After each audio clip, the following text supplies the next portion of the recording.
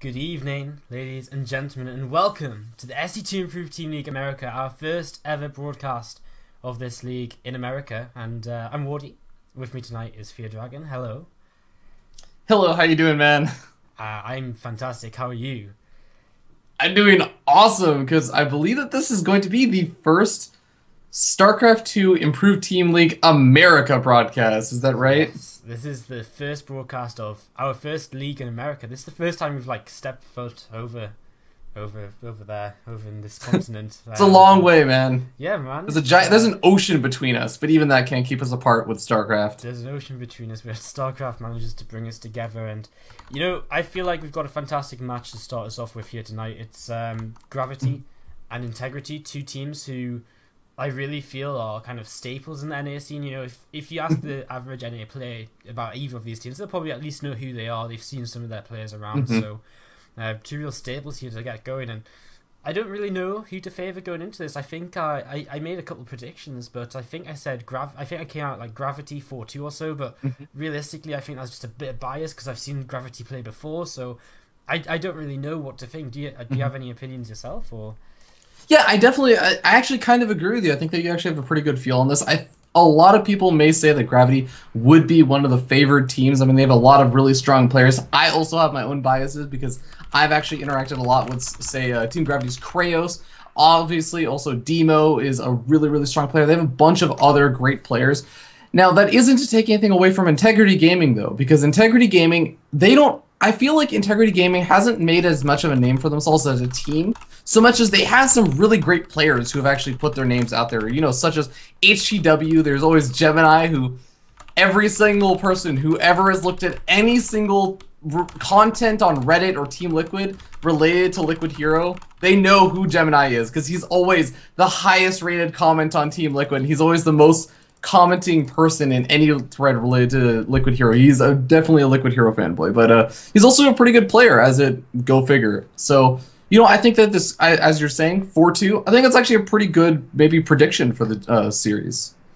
Yeah, I think I feel like 4-2 is going to be the score, whichever way it goes. Like, I feel like maybe it may even come down to, I say this a lot because I genuinely believe in it, that the team which get the first map really do gain so much momentum, especially in this format, because the loser gets to pick the next map and the next player. But if you're always trading maps, you know, you're always at an advantage to retake the lead on your own map with your own player. So that first game can actually be a lot more important than a lot of people think. So it's a trendsetter, man. I mean, and that's also one of the funnest parts, is it's like when you have these kind of much longer series, winning that first game in whatever manner you want can really just set the tone for the entire series. If you win with a really, really cheesy build in the first game, guess what? Everyone remembers that, and everyone plays a little bit safer for the entire series. Yeah, it's kind of beautiful as well, because you're essentially watching like a series of best of ones. Yeah, that's true. After player, and that really does create an interesting dynamic. As we are actually getting into our first lobby here. It's going to be merry-go-round for, I believe, is a TVZ between Demo from Gravity and Honeybear from Integrity. Yeah, and I really like what you said about it being best of ones, but I do actually want to know one other thing, that since we're talking about, you know, winning that first game, whenever the loser has to like send out a new player, they actually do get a small little like advantage beyond just being able to pick the map, I believe, and that is they get to have seen that player play the previous game. Yeah, and that's actually a nice comeback mechanic, because you can kind of maybe counterpick a little bit better. Yeah, and that's definitely a great thing, but you know, it all comes down to, I mean, there's so many little things basically which all come together. Yeah. And well, I mean, let's just get into this series. It's best of 7 all kill, guys. This is the format we run with. It's a group stage, 9 weeks, 1 match for each team each week, and again, best of 7 all kill for each match. Top 3 teams go into playoffs from each group, so that's 6 teams into playoffs, and that is our season. So this is our first ever broadcast. This is our first ever series, and what a matchup to start. I don't know about you, Fear Dragon, but my favourite matchup is TVZ, so I'm quite excited. You know, I am definitely not too far against TVZ, but Wardy, why don't we go ahead and jump in and introduce the players? Take it away, man. All right, well, in the lower left, what a good start. In the upper left-hand corner of merry-go-round, we actually have the red Zerg player playing as a barcode here, but his real ID is Honeybear. And his opponent, up in the top right-hand corner as the green Terran player representing Team Gravity, it is Demo. All right, so... Ooh, actually, really quickly, before we get started, I think that people in the chat are saying I'm a little bit too loud. I know this is a personal trait, but maybe if you could turn me down just a little bit. I'll try and mess with things on my side, too. I think I've just fixed it. I've just basically halved you. So okay. Hopefully we can get this sorted out. Sound testing is something I actually completely... I forgot to completely test the levels when we started the call and we were just like, hey, so StarCraft is awesome, right? And then we started talking about StarCraft, and then the series started.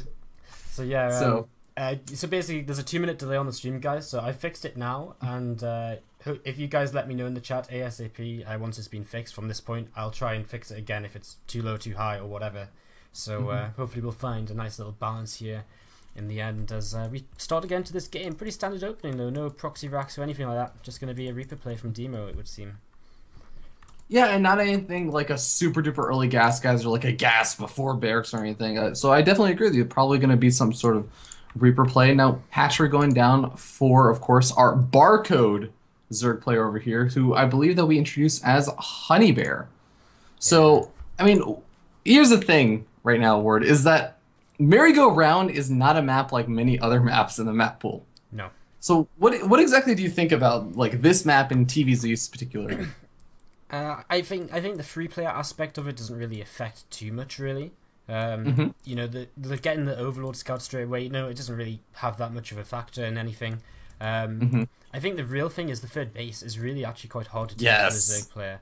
It's so open, the Terran player can rally towards it. I guess in this location for the Zerg, he's going to have to expand southwards if he really wants to be very safe. And that's either, you know, either he expands towards the Terran and he kind of faces like an never like ending push because it's just going to be so close to the Terran's natural and rally point, or he expands southwards and it takes a little bit longer to spread that creep over in that direction, and once that creep starts heading in that direction, I mean, you're going to be able to defend it, but until then, very susceptible to be attacked by Hellions, Reapers, and really get that third base denied for quite some time. Exactly, and if you take that much more forward-facing third expansion, I mean, you are a stone's throw away from your opponent. Not only that, but there's actually 3 different... It's really interesting, just because of the way that they spawn. If the Zerg player takes the forward-facing third, there are actually 3 different ways the Terran player can get to that base and put on pressure. And it can actually be really annoying to just keep vision on the map like that. Yeah, this map has so many different pathways that you just have to be on top of at all times. Otherwise, you know, you might all of a sudden have a whole attack at your front, and you know you don't have Banelings ready, you don't have your Banelings in position, and all of a sudden you're losing a base, and things do begin to snowball. Our first Reapers are here, and Demo going to try and do just whatever damage he can, of course, just trading his health, and ooh, getting very close there, but does escape.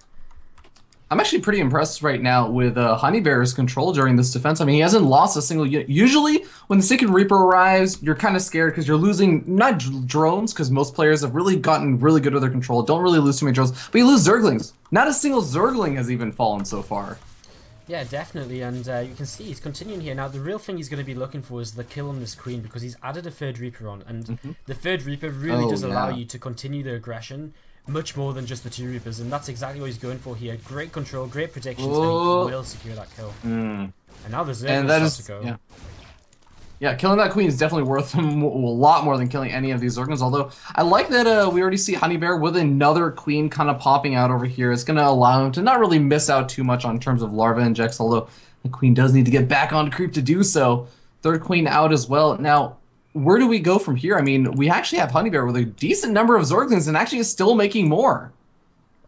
Yeah, this is quite a few Zerglings coming across. I feel as though he... Oh, well, the wall! Mean, the wall's not here yet. The first 2 Hellions, of course, delayed because we saw 3 Reapers come out, and these 2 Mules on the low ground, they're going to go down. This is a nice little kind of counterattack. He's going to get a lot of value from these Zerglings, and, you know, sometimes you see these Zerglings and you think, oh, this wasn't... this. You know, what did he make them for? But here, it's been more than worthwhile. As the first Hellions come out, he should be a little bit safer and start being able to push this back, but great little bit of damage by Honey Bear. And here's the awesome thing. Hellions are great against Zerglings when either they don't have speed or when they have speed but they have an area to run away from the Zerglings with. When you're sitting in your main base and the Zerglings are all at your natural expansion, there's no area to kite them. It's really, really difficult, and it really requires a lot of good finesse, although Zerg player needs a little bit of finesse as well to make sure they don't take that big splash damage. Yeah, them Zerglings, man, you need to do something with them. They're not Protoss units, you know. No, they are not. No Immortals over there to tank giant shots. Although I guess Immortals on against Hellions kind of a wasted effect. So we do actually see the Terran player finally moving out here, and you know the thing is, all of these links have kind of cost Honeybear something. He has he hasn't really got a third base up just yet. His evolution chambers I would say off a little bit delayed, maybe not as fast as you would usually expect. Nothing too major, but definitely the lack of a third base right now. If I'm a Terran player scouting now and I see no third base, I'm actually preparing for an all-in, I think. Yeah, it's actually a really good point. And the Hellions are going to be poking forward and seeing, yeah, as you were saying, like, double evolution chamber and everything else over there. And I'm kind of curious what's going on, because I know that both these players kind of got supply blocked. I believe that Demo was able to do some good damage, but hold that thought. God, these Hellions, they're looking to do some good damage. If they knock down that Queen, I'm curious, do they go in? Yeah, I think they probably would dive. It's kind of hard with the Zerglings there, though. Even if that Queen goes down, they're always going to kind of, immediately jump on them units. So it's kind of hard to really say. And I mean, the Queens are going to start pushing some creep out now, so I don't think these Hellions can really jump through. As I do hit a bit of a spike. I mean, this is a great delay tactic right now, Ward, to just delay the game and, allow your economy to build up. But he realizes his economy stops when the game gets delayed too, so he resumes.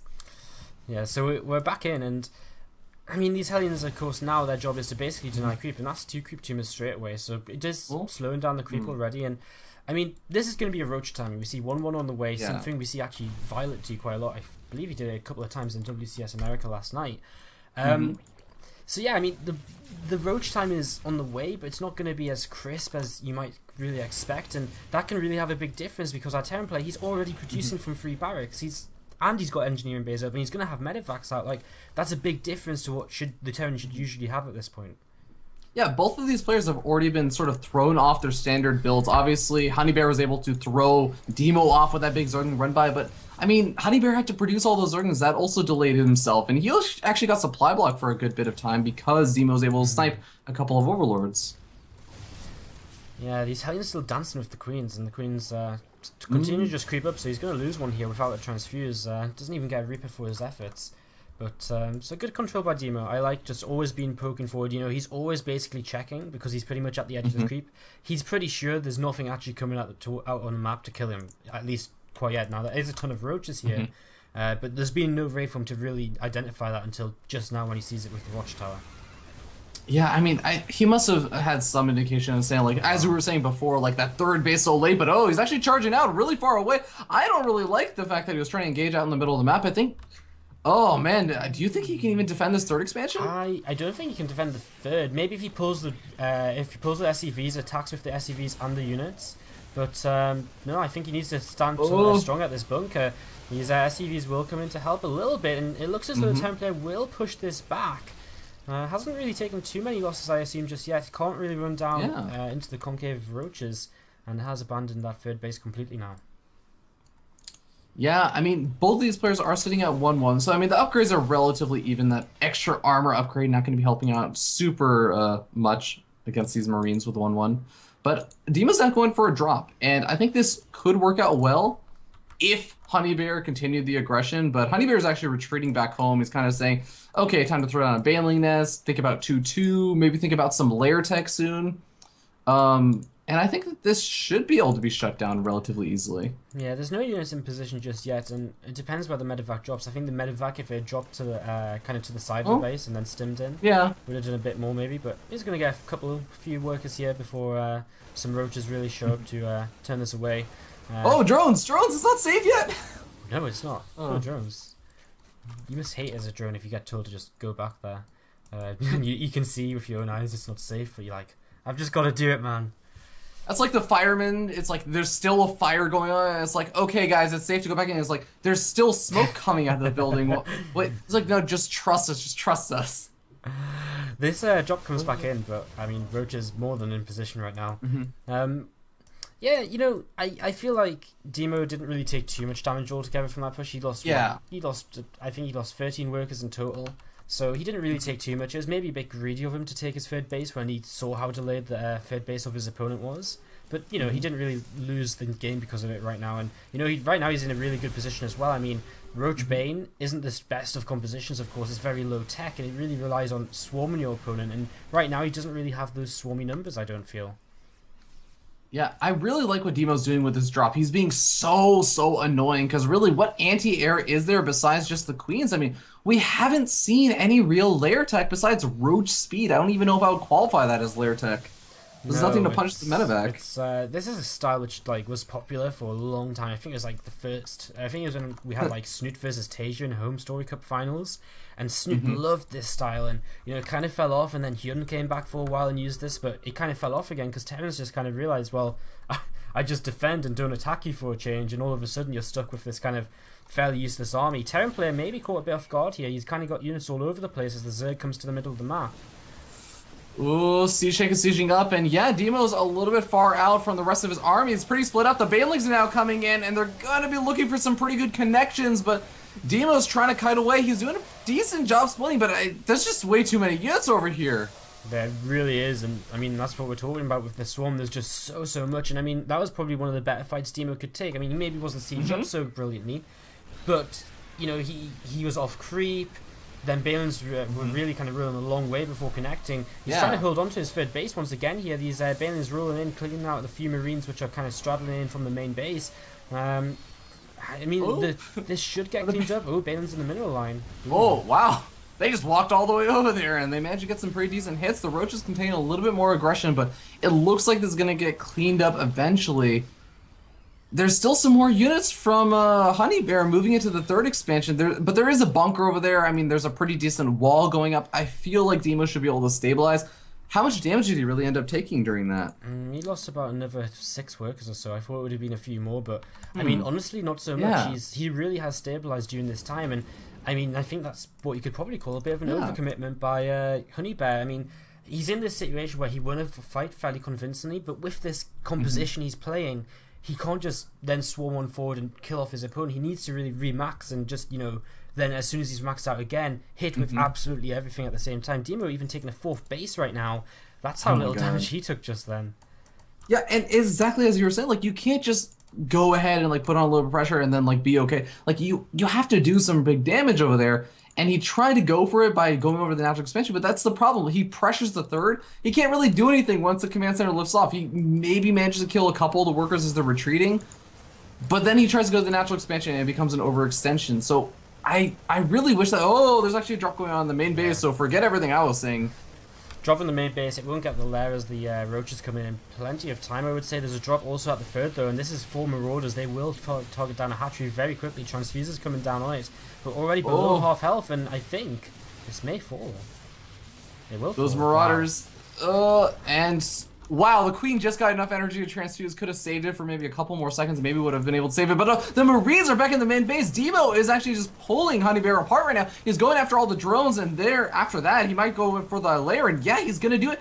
Oh my God, Ward! If this lair goes down, how long will it be before Honey Bear actually gets any kind of anti-air? Before he gets kind of anything, I mean, the drops will just reign supreme, and again, it's an issue with this composition, and the tanks will also just rip through this. All of the Banelings just getting destroyed before they even really connect, and now there's just Roaches left, and I mean, even if they take down the tanks, you can see, he knows it's GG. The army wasn't going to break through right there, and if the army wasn't going to break through, then, you know, that was going to be game, because there wasn't really too much else he could do at that point, I don't think. I think it was definitely game over. He'd lost so many workers to them drops. I think workers and bases. I mean, he was actually down to just his natural expansion at the end of it all. Yeah, that's true. I mean, it's that style he was playing. Like he needed more momentum with it earlier on, I feel, to really then keep it going, and that's what makes it powerful. Because the Terran, he suddenly doesn't have enough tanks, and it starts to snowball a bit, and he keeps going sour from there. But I feel Demo dealt with it fairly well. The drops were definitely a key factor to really just shutting down at the end, I think.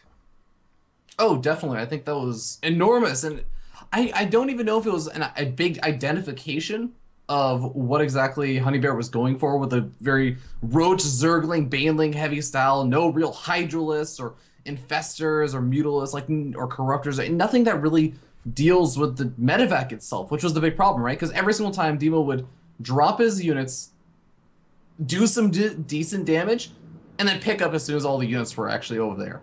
And he would just keep abusing that. I know that Demo likes to go for drops, so I'm hesitant to say that it was like this big adaptation to a style, but I think that at the end of the day, it was a great opportunity that Honey Bear really just wasn't able to deal with it properly. He didn't even invest in static defense. Like, after the first drop did Yeah. a fair amount. Like, at that point, with that style, you need static defense. It's not even like he's making Hydralisks, so eventually he can actually turn the medevac away. There's, like, no way at all he can do it. The static defense is his only hope, and well, that was pretty much the game. So, game 1 in favour of Gravity, and again, we talked a bit earlier about momentum, and I'm feeling a bit more confident in my prediction now, but far from over. It's a best of 7. Anything can happen in the following games. Oh, definitely. I never even started to like really. The first game is important for setting momentum, and I think that Team Gravity's definitely done that. I almost said Team Demos, which is Demo's old team. It rolled off the tongue, Demo's Demo. But now Team Gravity, a really great team. But Team Gravity has the momentum going in their favor. But as you were saying, like, it's far from over. There's so much leeway that you have in terms of coming back in the series. You only need, especially in the all-kill format, 1 or 2 really good players to just really start building, like, stopping their momentum and building it in your favor. Yeah, definitely. All right, well, we're going to head into game 2 as soon as we've been into a quick commercial break, guys. We're going to just run a quick song, a few ads as well, while we get game number 2, the player picked from Integrity, and the map set up in the lobby. All done on that. So we're going to take a quick commercial break, and we'll be back here in about 3 minutes time or so. So guys, take care, and we'll be back very soon. Guys, welcome back to SC2ITL America, our first broadcast here of the league, and I'm Wardy, and with me is Fear Dragon. We're watching Gravity against Integrity right now. Team Gravity leading it up 1-0. What's the I've completely forgotten what the game heart control is to bring the team. The team what? The clan tags. Oh, it's Control Shift C. Control Shift C. It's not working. Yeah. Oh, that's really strange. Yeah, that's what I thought. That's why I tried it first as well. Anyway, maybe I may have. Hopefully, yeah. I may have a different thing selected because I'm on an NA. Okay, that may be it. Anyway, we've got bigger issues right now because we actually have game number 2 ready and already rolling. It's actually another TVZ. How fantastic! So we're just going to jump straight onto the game, and this time we're actually starting with the green Terran player in the upper left-hand corner from Team Gravity. Took his team to a 1-0 lead so far. It's Demo. And his opponent spawning down here in the bottom left-hand corner of the map as the purple Zerg player representing Integrity Gaming. It is going to be Risk. Actually from the community team. He's actually, at least according to Liquipedia, not from the Integrity Gaming professional roster just yet. He's in the community team, I guess you can call him the academy team or whatever. So I'm really interested to see how this is going to go. This could be a really nice proving ground because, I mean, we just saw how good Demo can actually be in that last game. You know, that's one of the most amazing things I feel when I run these leagues. Like, over in EU, we see so many players just come out and really prove themselves for their teams, and it's like, you genuinely can see in week 1, they're like the starting player that gets sent out just to test the waters.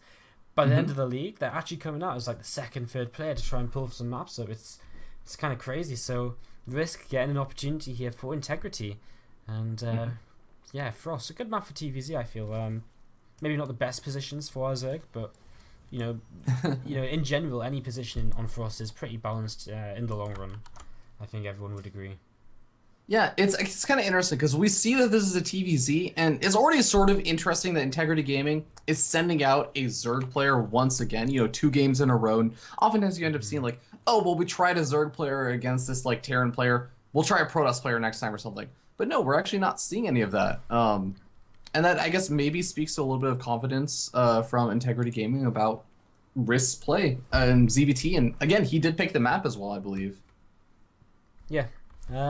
I think the one interesting thing may be like I think one advantage of doing this and not the same race again is you can say, right, in that game he looked really weak to this. Like if you hit him at this time with this, it could really do damage. So I think risk here, he may be sent out and he may just be told, right, you know, he really didn't actually react to the fact there was no third base for a long time. So maybe if you just go for an all in, he might not react because he only had a single bunker up. Like, you might do some serious damage. So that could definitely be the situation here, as the Reapers are once again out and running, and there is a third Reaper coming across the map as well. So exactly the same as the last game so far.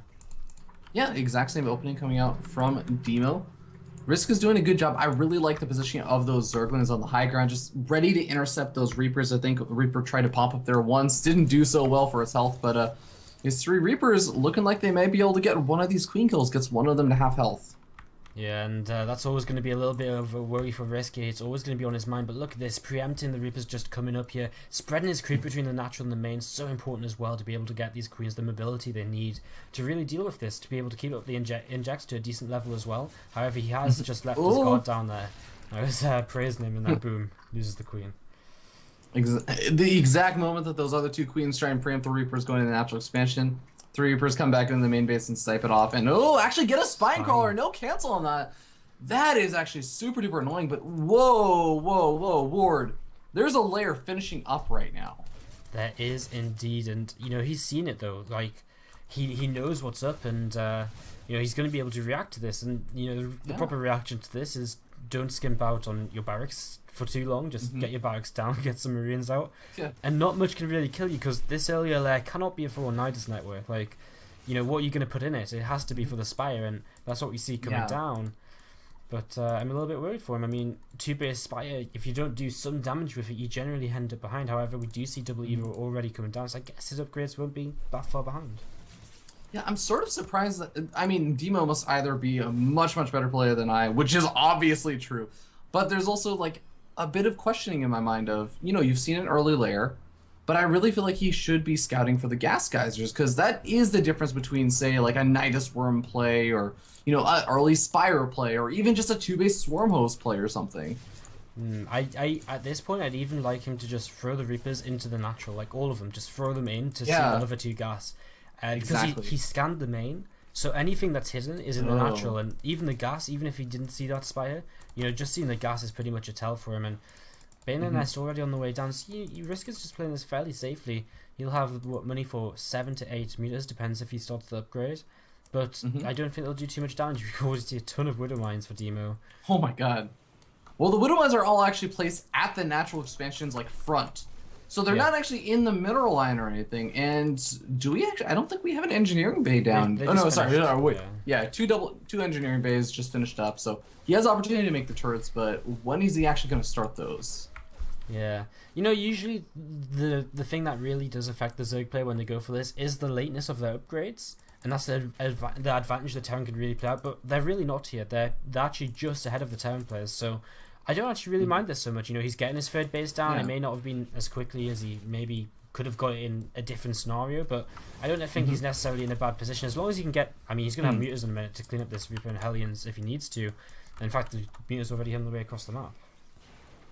Yeah, and, you know, Mutals, they immediately encounter one of those missile turrets that was actually made, you know, but 30 seconds ago, and he's going to be feeling pretty good about that. The Widow Mine's not going to be able to get any... I spoke too soon! Oh, great hit! Yeah, that was kind of just that was just tempting the Widow Mine to come off there. Stim! Yeah, I think Stim would be a huge pick-off, but I think realistically, if it was in trouble, he'd genuinely be able to repair it in time. There's only 5 meters here, but yeah, I mean, the Mutas are doing okay actually. They've got a handful of workers here and there. They're kind of denying the third base from making SCVs, which is kind of indirect damage, and even forcing us to fly back into the main for a little while longer. So this is nice. I feel like the Mutas are more or less doing their job here, and you know, we're gonna see a transition into a fairly standard mid-game TVC. And I also like just the fact that the Mutals are kind of keeping the Terran player at home. Like we saw maybe originally Demo would like to be aggressive with a couple of those Reapers and the Hellions out on the map right now, but it's kind of hard to control your Reapers and Hellions against a bunch of Speedlings while you're also trying to deal with Mutals harassment in your main base. It's a little bit tough on the multitasking, to say the least. So we see Demo just kind of leaving his army at home, not really be able to do a lot of pressure right now. Yeah. I mean that's the definite thing with this kind of build with the Mutalisks out so early. The Terran player really can't move out until they do commit to something. Double Armory, do you think he's going to transition into something crazy like Mechie, or do you reckon he's just forgot he put one down already? Because the first one's really well timed. That's a really good question. I mean, he has so many barracks. I'd be really surprised if we saw something like crazy coming out. I'm only saying this because earlier today I was casting a TVP. As the mutants have a bit of a skirmish in the middle here. I was casting a TVP and the Terran was playing bio, and then all of a sudden he threw down like 3 factories, and I was like, okay. Oh. And he went straight into mech, and there's another factory. I'm pretty sure that's just for like Tech Lab and Drilling Claws. I think he just forgot he already made the first armory, because the first armory was really well timed for 2-2 to start, and then he just maybe made the second thinking he'd forgotten it. Neither player started 2-2 just yet, and as I say that, both of them do start it up. A bit of a delay from either player means that the upgrades will stay even for now. Yeah, and that's going to be pretty interesting, although I think that Carapace upgrade is also going up for the Mutalisks, of course. It's always really interesting to me how the Zerg, the Terran player is researching all their like bio upgrades, and then the Zerg player has to research the ground upgrades for the Zergans and Banelings, and they also have to research the Mutalisks upgrades. I know it could be a little bit hard to stay on top of, but hold that thought. Demo pushing across the map, taking out all these active creep tumor. Actually, that was a money scan. Almost gets every single active creep tumor. Yeah, one more scan, and it's worth just committing these Marines forward to get them extra 2. Even if they do end up dying, it's so nice to just push this back, because it really limits the Zerg play. I mean, this is actually another factor we haven't really mentioned about going for these early Mutalisks. You don't really actually push your creep out as much as usual. That's true. I mean, some Zerg players, they'd be halfway across the map right now, even with the Terran player being aggressive against them and pushing it back. So it's really kind of hurting him here, and creep spread will always be good as Banelings kind of just keep rolling in. And yeah, we have a 4th base on the way for our Zerg in a bit of an interesting location. We also just see some things at the top side of the map getting taken down. I mean, on Frost, you're almost forced to put your 3rd and 4th in this kind of weird place. Yeah, I know exactly what you mean. It's like you decide, do I want to expand toward my opponent, or do I want to take an expansion that's really far away? And it looks like I kind of agree with the risk decision to take the one that's really far away. It can be a little bit more susceptible to drops if you're out on the other side of the map, but you know what? You just got to make a choice and commit to it. Yeah, I think it'll just be whatever he feels like playing the most. He's actually going to expand at his kind of pocket expansion as well, I suppose is how you would say it.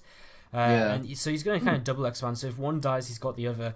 I feel like this 4th base is fairly well defendable, as long as you know, because, they kind of at least have to go around the sides, they can't push straight into it, so as long as you have some decent vision, you just need to be very careful, though, they keep flying into these Marines.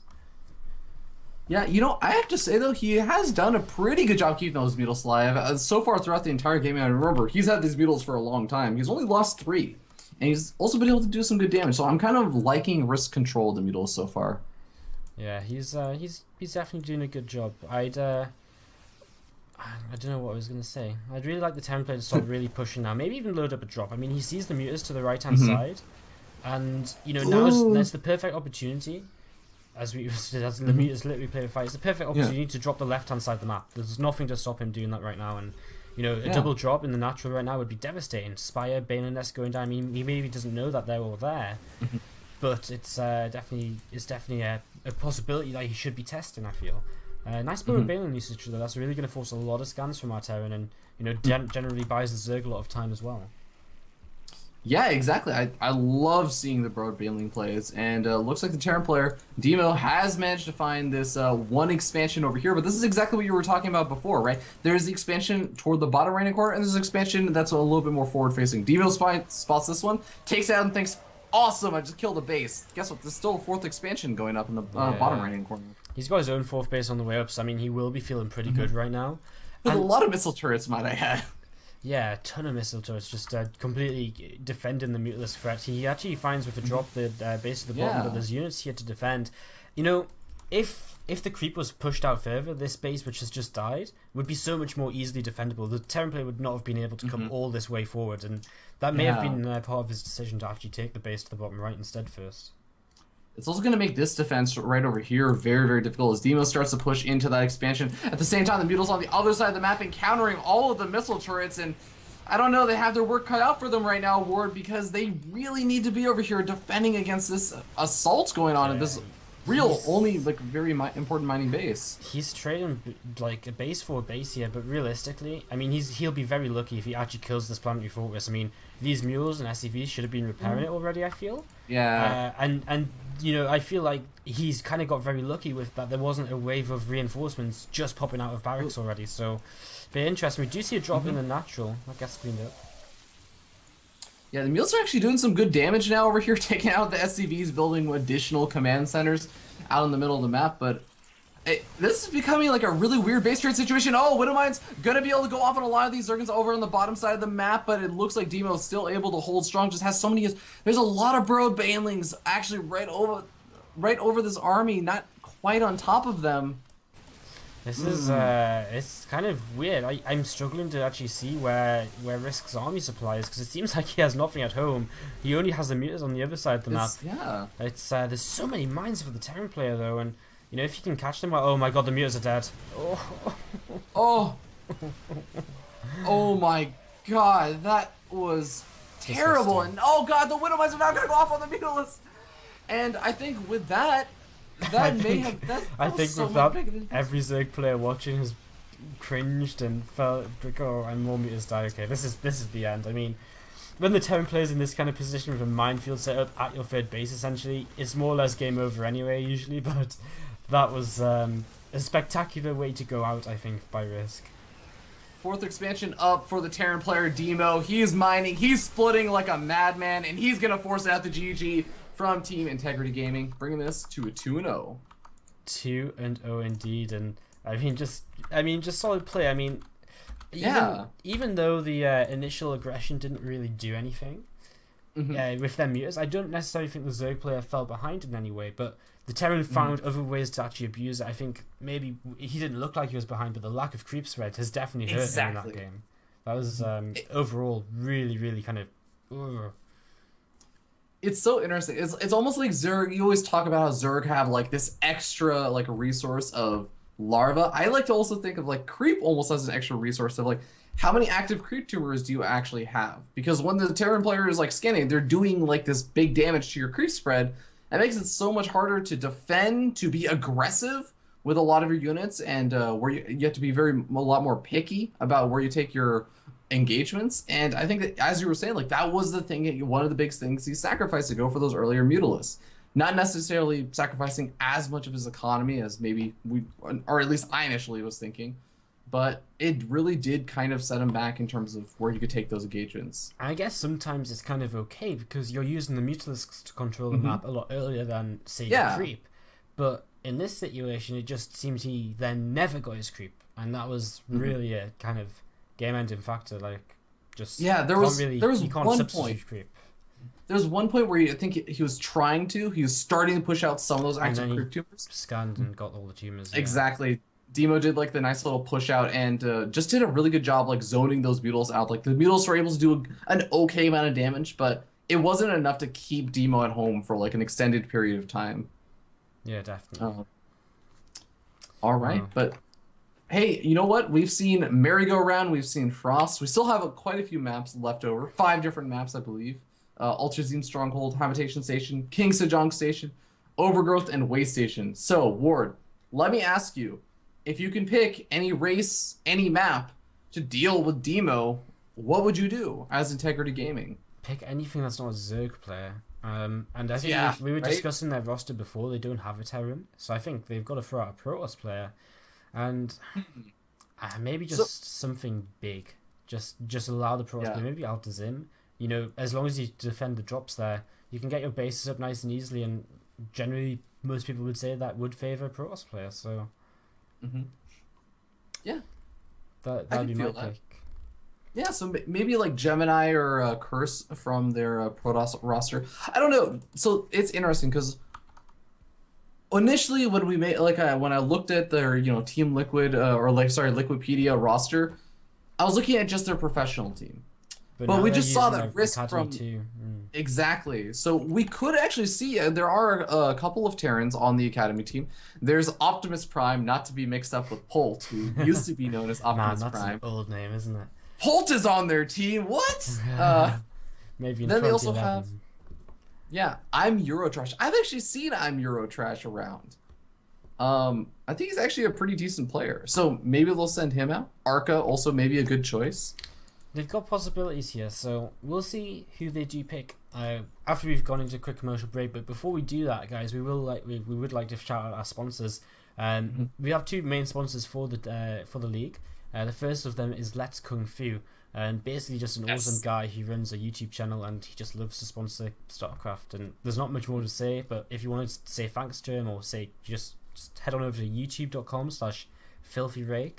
And you can just comment one of his videos, give him a couple of views, say thanks for supporting us. And the other main sponsor, Zowie Gear. I mean, from just speaking from about SC2Improve in general, Zowie Gear are with us every step of the way. Whatever we do, Zowie Gear are there helping us with gear and just basically bolstering the prize pool. So shout out to them as well. They do some fantastic products. You can see I've got one of them on my head right now. I've got array of them in front of me. They're fantastic, so do check them out as well. ZowieGear.com. During this quick commercial break, will be 3 minutes, guys, while we get map number 3 set up, and we'll see if Integrity, when we come back, can take back a map and start to fight back from Demo, because Demo is on a tear right now. Guys, we'll be right back. Don't go too far. Alright, guys, welcome back to SC2ITL America. Our first official broadcast once again here. Integrity are not actually going to end out saying not going to end up sending out Gemini, because he apparently disappeared. Maybe Liquid Hero turned up somewhere or something, but saw a glimmer of him outside the window, just like immediately dropped everything he did, ran for him. Yeah, and so yeah, we're not getting Gemini. We will have Aizen coming out, so I assume this is another wow, is this really another Zerg player? Because it looks like it from his portrait. What? I think they're basically just grasping at straws, like they're saying, oh crap, our plan's not going to come through here, let's just send out whoever we can. It's going to be Overgrowth though, so at least we've got a map to play on. Okay. And I will host that up right now, so nope, we're not playing on Overgrowth, we're playing on Habitation Station. Oh, better just better just change our minds. While you get that sorted out, I just want to actually give a shout out once again. We kind of talked a little bit about them before, but the sponsors, they're definitely worth checking out, guys. YouTube.com/filthyrake for the Let's Kung Fu podcast. For those of you not familiar with it, it's actually a really, really awesome guy who also does a lot of stuff with the After Hours Gaming League. He actually does all kinds of interviews, has some great guests on, and it's definitely worth checking out. Just go there right now while we're kind of getting the games loaded up. Go subscribe to his channel so you can see when the videos next pop out. He also does a lot of commentary himself. And of course, also check out Zowie Gear, or Zowie Gear. I'm actually not sure how to pronounce it. I say Zowie. So some people say Zowie. Yeah, I don't know, but they're also doing a lot of. Type it in capitals. That's the most important thing. that is the thing that you remember about their logo. But you guys should actually go check them out, because they're doing a lot for the North American scene right now. They're also doing actually a monthly Zowie Gear or Zowie Gear. I can't remember what they're called, which is a little bit of a shame. NA Rumbles, right? The NA Rumbles, they're monthly North American only tournaments, so definitely go at least give them a shot. Check out some of the products. I've only heard good things about it. I don't think I've ever heard anyone complain about their products, so be sure to check them out and support some of these awesome people who are supporting North American esports. Yeah, definitely do. So yeah, we're jumping into our next game. It's game number 3 here. Now I really am a little bit worried for Integrity, because they're not really getting the opportunity to send out the players they want to send out. They're kind of they're kind of going on second hopes here. And Demo, we've already seen him steamrolling 2 Zergs, and now there's another Zerg out. It's a little bit like Yeah, it's gonna be a hard fight, but you know what? Never give up. The team leagues like this are the reason why. Or sorry, these are like the reasons why a lot of those players that haven't quite broken out can really train, because they have the opportunity to show their mettle against somewhat more well-known players like Demo. Most definitely. All right, let's introduce our players. Enough waiting around and doing nothing. In the upper right-hand corner, playing in pink, we actually have the Zerg player from Integrity Gaming. It's I don't know how I'm going to pronounce this. Aizen, you reckon? Aizen, Aizen, I think is a good word. Aizen Sama. If you watch or read Bleach, I suppose, back in the day. I think that might still be going on. Anyways, I have no idea. his opponent gonna be spawning up here in the top left-hand corner with a slightly easier to pronounce name. It is going to be representing Team Gravity, the monster himself, Demo. Currently up 2-0.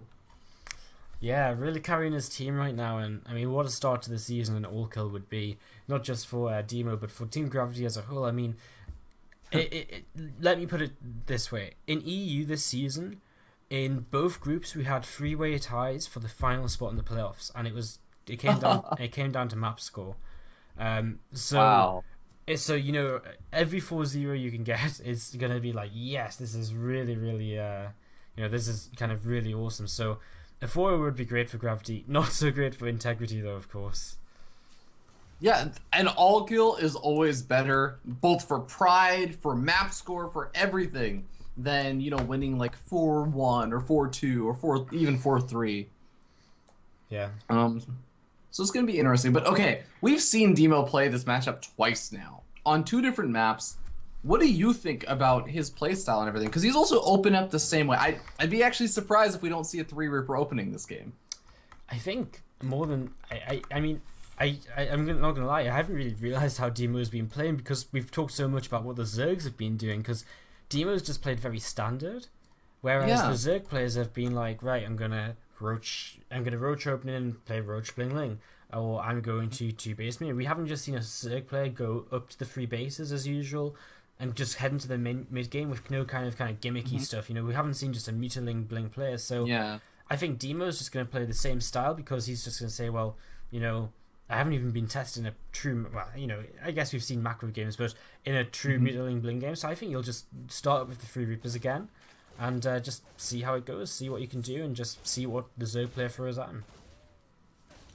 Yeah, should be interesting to see how this ends up going, what this Zerg player is going to be doing from Integrity Gaming. Of course, when you're on a team, you obviously end up talking a lot with your teammates, so we may actually even see sort of similar styles out of Aizen from some of the other Zergs that we've seen today.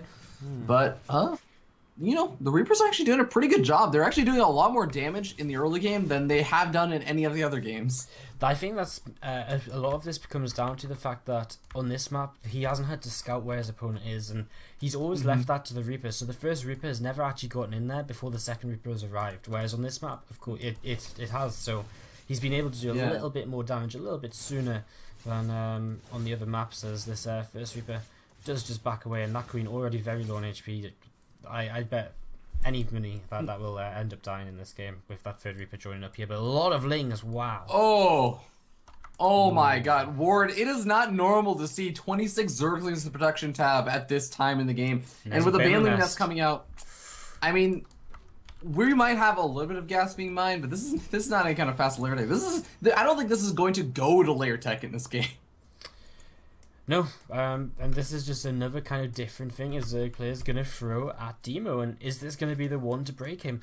I mentioned earlier, you know, when we went into game 2, I felt like Demo maybe didn't react so well to what he was spotting, like the lack of a third base. So, interesting though, he's changed up his style. He's going for Hellion Banshee, which I'd say is a good thing here. It's definitely going to be good for him. The Banshees can actually focus fire down some of those Banelings, and they eventually clean up the Zerglings as long as you don't somehow die before the Zerglings actually get cleaned up. But, I mean, there's still going to be a really nice period of time where it's going to be hard to do a whole lot. And, oh, God, Demo's going for the Viking, is going to go Overlord hunting, and that is going to be devastating. He now pokes out. He sees the Banelings. Yeah, this is not so great. These Banelings are going to start coming up. They're going to hit into this bunker, and that's going to go down, wall down. Start to go for the depots there, thinks twice about it. The Baneling does die. These SCVs should go down the... Oh, okay, well, I was going to say the depot's down, but he had a nice little kind of wall off there. Well, this is... Actually, he hasn't really done enough, and there's so many Hellions out. I feel like he didn't mine enough gas. Like, 6 Banelings is enough to obviously bust the first wall, but I feel like at a timing like this, you need a ton more than 6 Banelings. Like, because the Zerglings, like, they're just going to get cleaned up. I mean, if the Terran players had enough time to get 6 Hellions on the map, and you only have Zerglings, you're kind of in trouble. Yeah, that is a little bit worrisome, because, I mean, as you were saying, like, yeah, imagine if he had, like, 2 more Banelings after he busted in. and they just blew up at all the workers who were actually mineral walking away to try and get away from the Zerglings. They were doing a good job also blocking the Zerglings from really being able to get up the ramp after the depot was raised. So there was just so much more potential for damage, but at the same time, I kind of understand why he felt the need to go right then. The Reapers and the Hellions immediately just fought it out. Yeah. If he waits another 20 seconds, no, there's probably 2 more bunkers up. Yeah, he definitely had to go right then. I just feel as though he maybe pulled out of gas after speed and then went back into gas or something. It just feels like he should have somehow had more than 6 Balins at that point. But nonetheless, I mean, now Demo, he's actually going into double medevac production. That's actually really fast reacted medevac. So I'm kind of looking around for an armory just because it feels as though he should have one of those. Because it feels like with that many medevacs he'll go Hellbats, but he isn't. A ton of Balins coming down. I mean, this is just nice from Demo. He's just forcing units by sitting outside his opponent's base and denying a third base as well. So what's really interesting is there's these 2 medevacs. He lit up 4 Marauders in one of them and boosted them across the map. I'm trying to figure out if he is planning to actually drop those Marauders or if he's actually just elevatoring them to get them so he can be to the other side of the map just so he can be aggressive. And it looks like that is the case. He's going after that Spine Crawler. He's going for it. The Stimpak's not quite done yet, but it doesn't quite matter. These Balins dancing back and forth. Don't really want to hit on the Marauders, but he might have no choice because he's got absolutely nothing else. And yeah, these Balins. Oh, that's how I feel as well. Then Balins, they explode. They don't really do much, and it's like, yeah. That is a very frustrating feeling, and it was actually some pretty good control. I had to hand it to Demo, like kiting back with his Hellions every single time those Banelings were starting to charge forward. Now there was no Baneling speed or anything. You have to remember he went for the early Baneling bus. His lair tech, everything else about his build was sort of delayed, going for all those early Zerglings and the Banelings.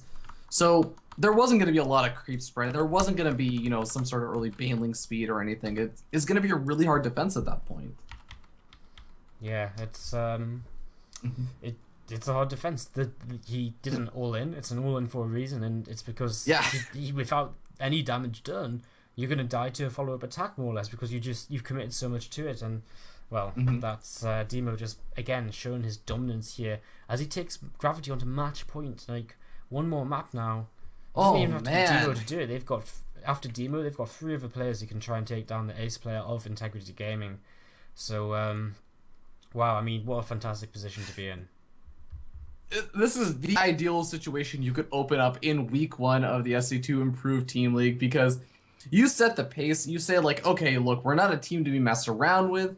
We're gonna just all kill this other team over here, set them at the bottom, put us at the very top of the scoring charts, and it's scary, man. Demo is a pretty damn good Terran player, and I think we can both agree, Ward.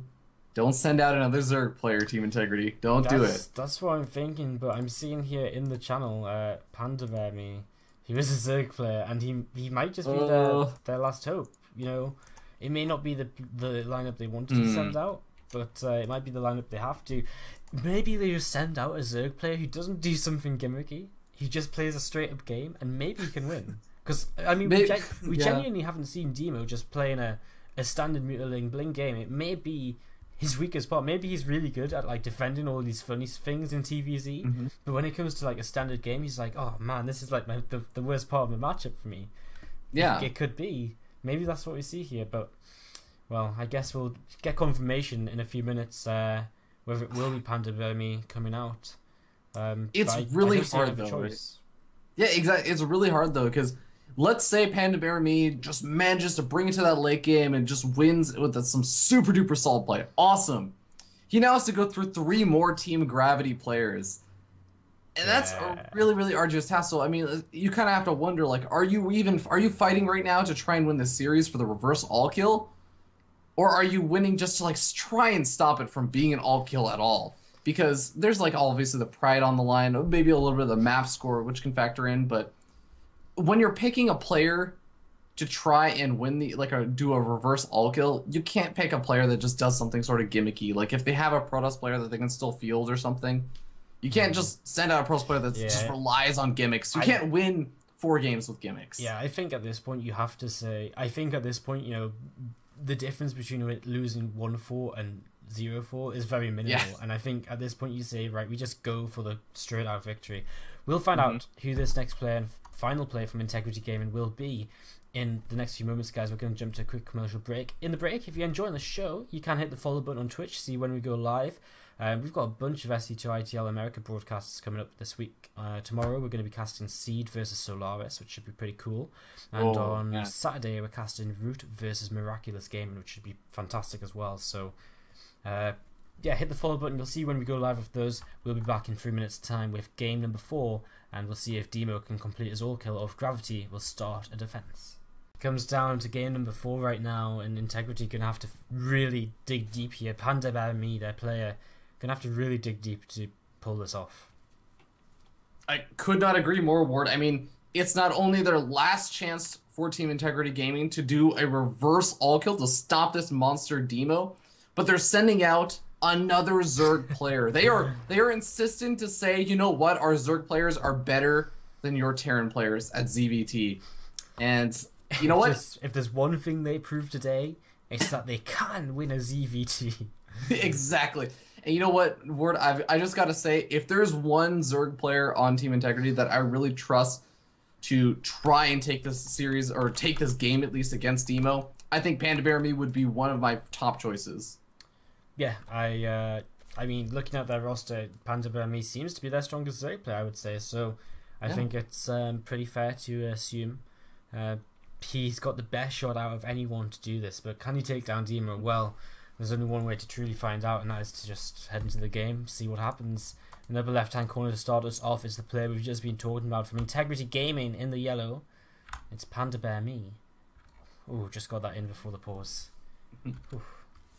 Just gonna dwell a little bit on that beautiful, beautiful Zerg hatchery. I mean, StarCraft is a beautiful game, and we don't oftentimes get to see it up close. But yeah, I mean, you were just kind of talking about how Panda Bear Me, definitely one of the more prominent players on Team Integrity Gaming. Actually, the team captain of Integrity Gaming. Well, time to show that he deserves that spot. Exactly, man. This is the captain saying, "Look, I'm gonna go down with this ship. Except it's not gonna go down. We're actually he's gonna drag the ship to shore and somehow miraculously save everybody. It's not gonna be some sort of, you know, deserted island he's dragging him to. He's gonna drag him back to civilization. But he's gonna have to do it against his opponent, spawning down here in the bottom right-hand corner of King Sejong Station, representing Team Gravity, and currently 3-0. It is Demo. So we had a bit of a pause there, and you know, you mentioned we don't get to see StarCraft up close. You know what my favourite thing to watch in StarCraft is? It's really stupid.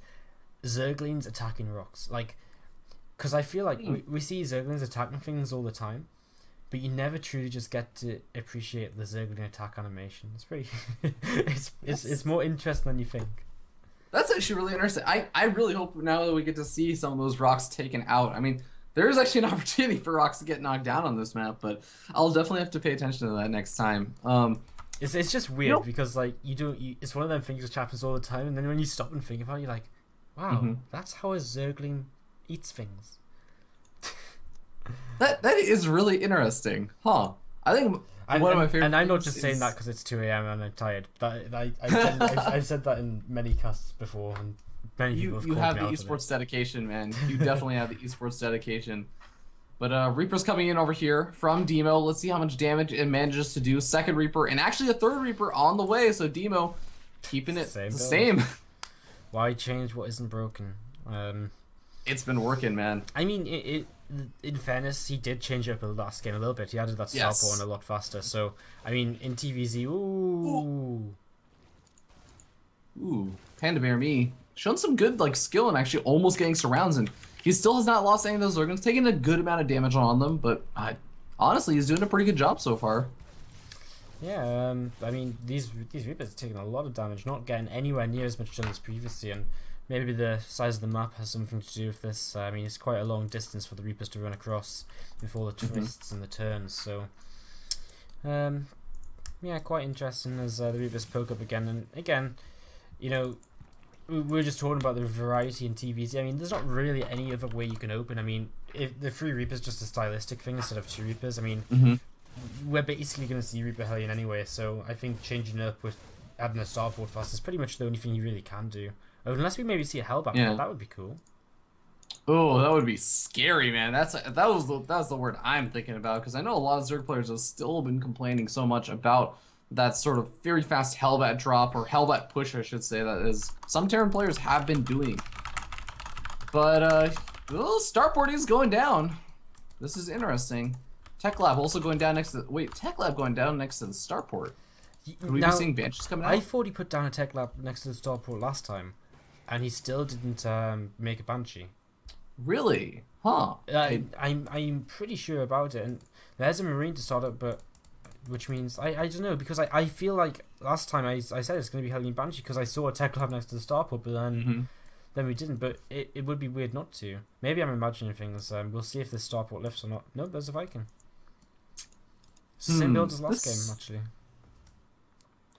Well, hey man, I guess it's like we keep saying before. If it isn't broke, don't fix it. And it worked for him in the last game, despite some sort of scary moments. But this time he's playing against a Wait a second. 4 gas geysers all down right now. Lair going to be finishing up. Are we going to be seeing a Spire drop down right now? Has to be, right? There's nothing else you can spend this kind of gas on, I don't think.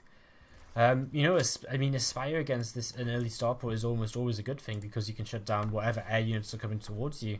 We do see just Stim on the way, but I mean, this is still an investment. I mean, while he puts down this Starport, it's not a third command center coming down. So, I mean, Pandemon, we talked previously, 2-base Spire, it's not the best way in terms of to open up in terms of economy. As Hellions do get a queen here, Ling's going to have to help out. It's not the best way to open in terms of economy, but without a third CC for the Terran, it's not like they're going to be super boosting their economy either.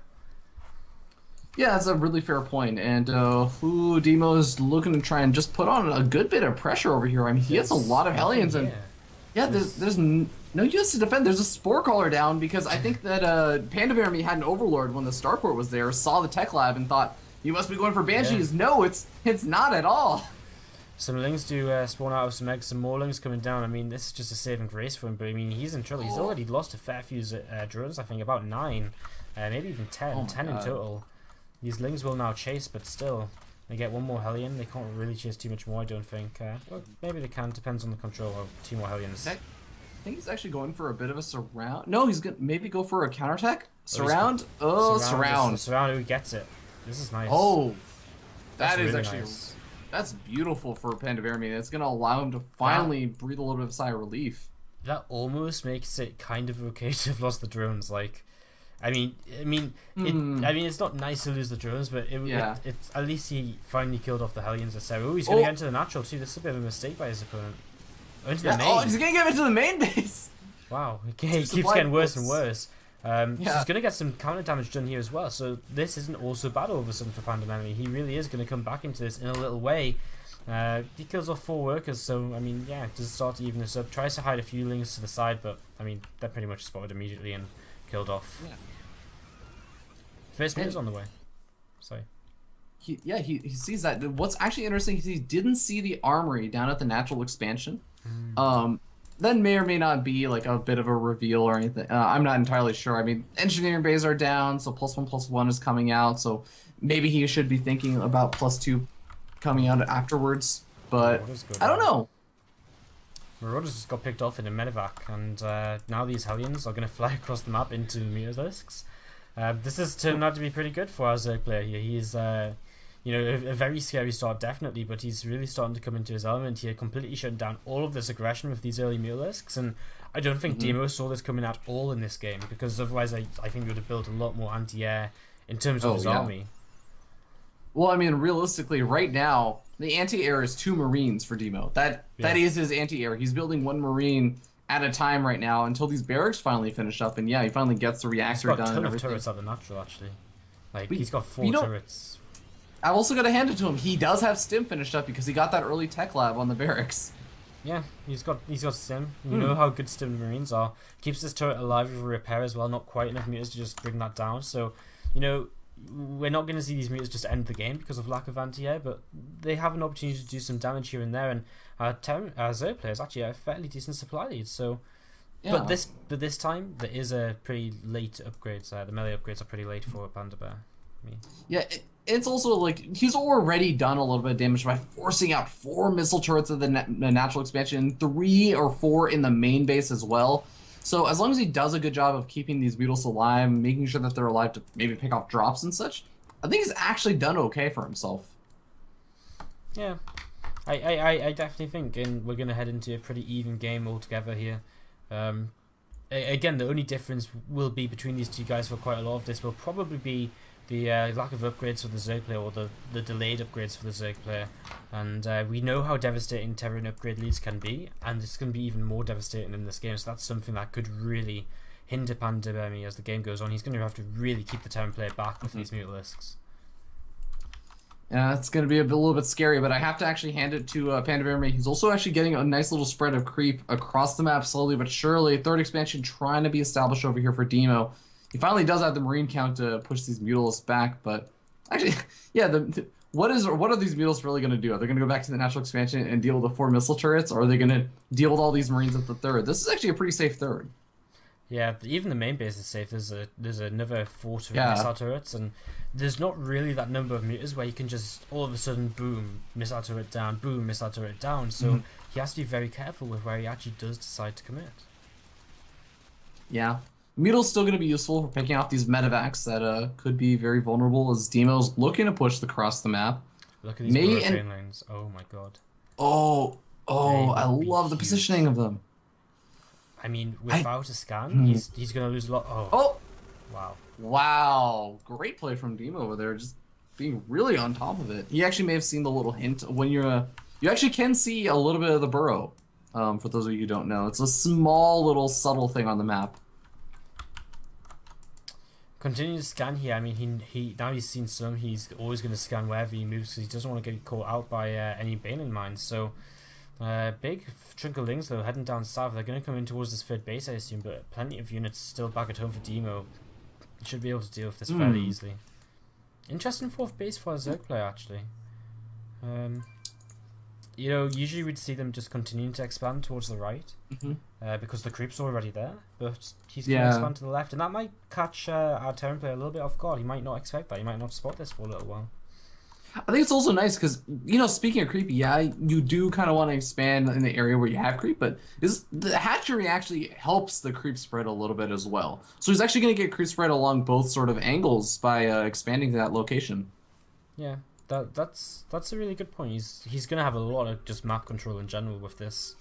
I mean, if the burrowed banelings, I mean, just look at his map vision right now and be amazed at how much vision he has. There's no way any kind of drops or anything are going to be sneaking past him. Apart from this one in the 3rd base, somehow is actually my god! What? In fairness, this has flown through the a couple of things. It flew through the Overlord and the tower at the right side, but he just completely missed it. These Marines with 2-2 rip into shreds these 1-1 Lings. At the same time, Muta's doing a little bit of damage towards the natural, but not too much. And these drones are still under attack over here, so good damage still being done by Demo's drop. And he's going to get an Overlord as well. Finally, more Lings streaming in, so he will finally be able to clean this up, but that wasn't so great for him for a little while there. Did lose a lot more than he should have.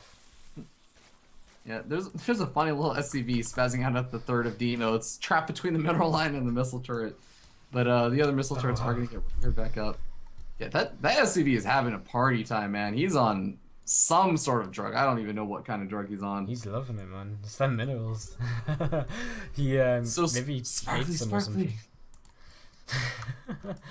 We have more Lings peeling up for another attack here, and I really like the way Pandemremy's playing. He's always saying, right, I always just want to be counter-attacking. Oh my god, we've got Zerglings attacking rocks. Yeah, I'm zoomed in on them, looking at them, and just appreciating it.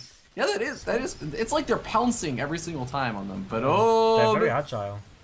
Missile turrets taking out those Mutalisks. Like, they're doing a lot of damage to those Mutalisks right now, Ward. Yeah, that's a ton of damage. Wow, Muta's taking a beating. At the same time, our Templar is moving out on the map, and with a 30 army, with 30 supply lead an army, and +3 about to finish in terms of attack. And he's already pre-spread his army. Look at how well he's pre-spread his army. Really scary. Huge counter-attack at the 3rd, though, for the Templar. Ooh, this is going to be nice. He does actually manage to clean it up, though, and now Pandemremy has to engage this. But, I mean, what angle do you engage this at? Every angle is his answer, or at least he tries to, apart from behind. But the Banelings connect on the Hellbats, and guess what? Now there's nothing left for the Marines, and I mean, it's an ugly story after this no Balins for Marines. Some trying to morph in here. He's going to try and buy time by fighting with the Mutas, but again, that's never going to be a good sign. And these Balins are going to start going down. A ton of Zerglings on the way, but Zergling Muta won't cut it. GG gets called.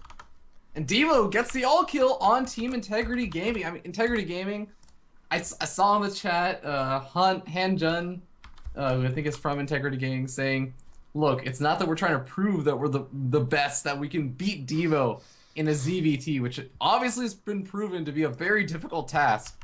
They actually just said they didn't have any other players besides Zergs online right now, so that is a little bit unfortunate. It happens, something you just have to deal with sometimes. Yeah.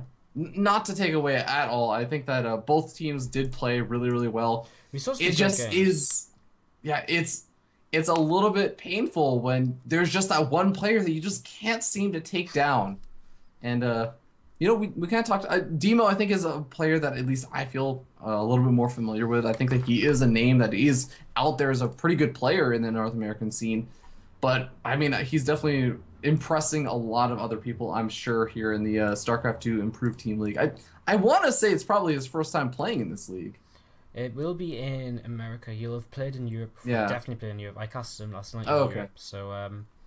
Oh, okay. But yeah, but still, I'll eat those words then. But still, I mean, it's kind of true. I mean, it's still a kind of different league. It's your own server for a change. It's yeah. It's really fighting for your NA pride, I guess. The best of NA, like one way to say it, maybe. I don't know. Yeah.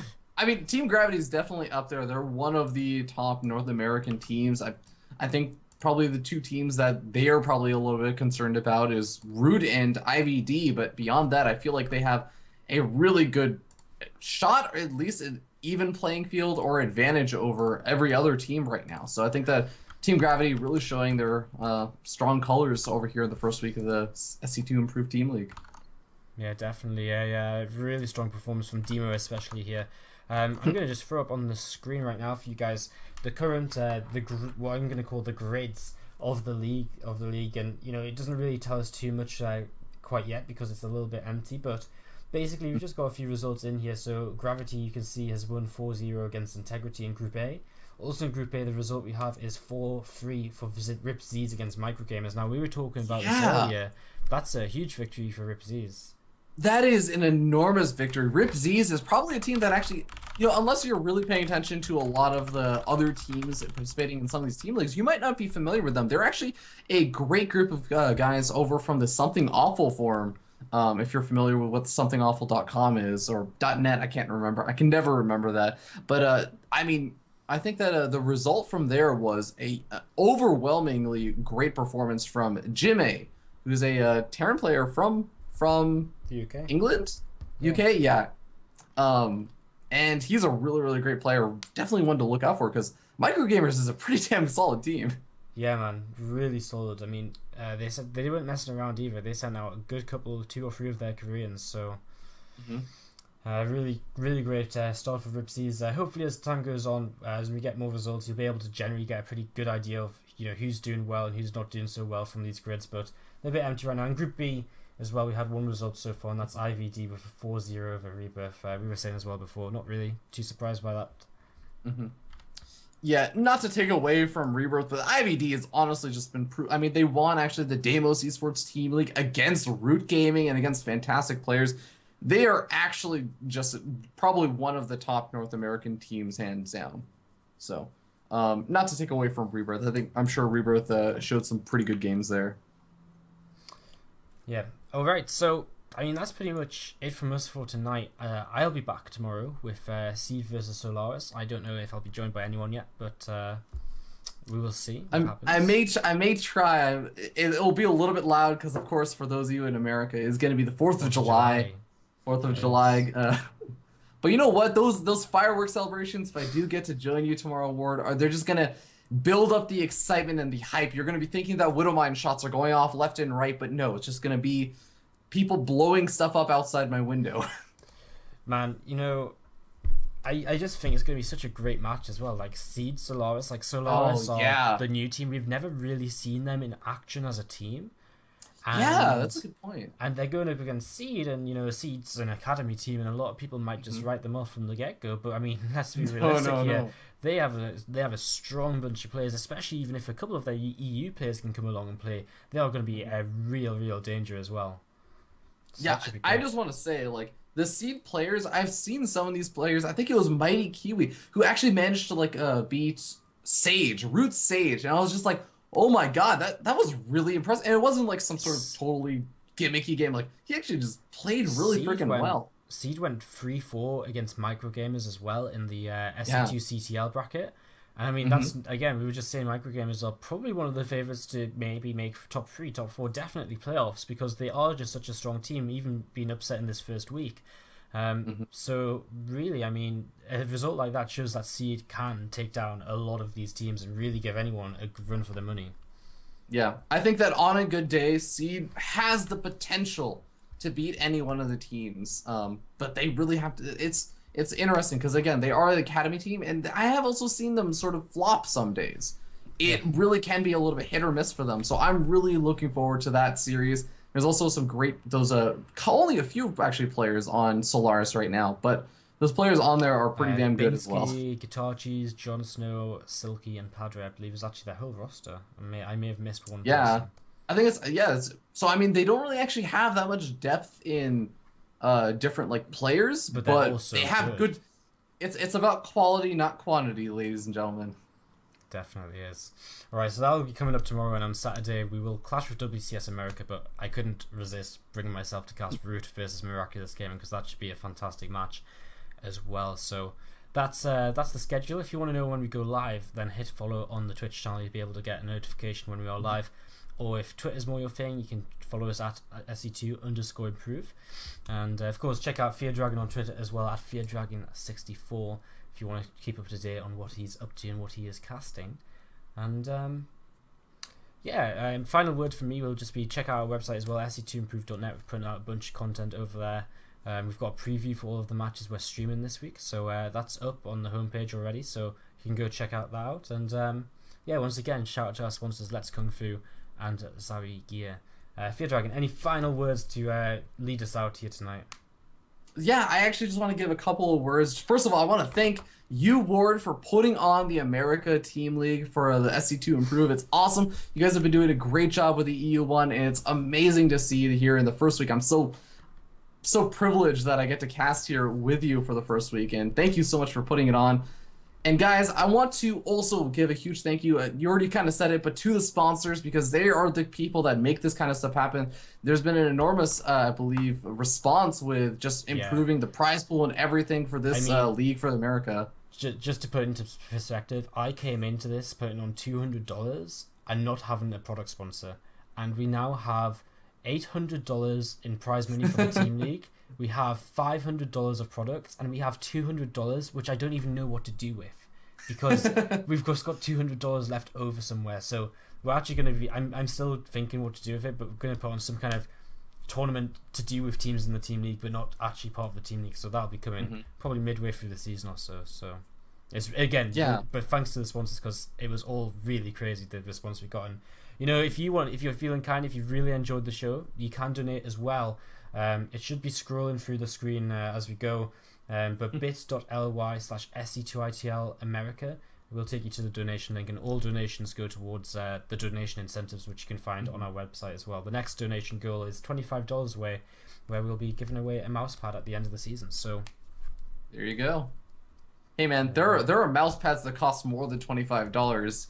You put in $25 and hey, $25 gets you like 12 raffle tickets, and it's only amongst donators. So that's like 12 raffle tickets. That's like 12 out of I don't know how many donators we'll get in the end, but it's a decent shot. So you know, it helps the league as well. All the money goes towards the league and putting it on. So yeah, that's pretty much all I have to say. I think finally. Yeah. But yeah, guys, just be sure to go check out the sponsors. Like, they're putting in a lot, and just show them that you appreciate it and that you're enjoying the Team League. Check them out. YouTube.com/filthyrake and ZowieGear.com. Spelled ZOWIE. And you have to type it in all caps into your URL bar. You don't actually, but it's part of the brand, okay, guys? All caps.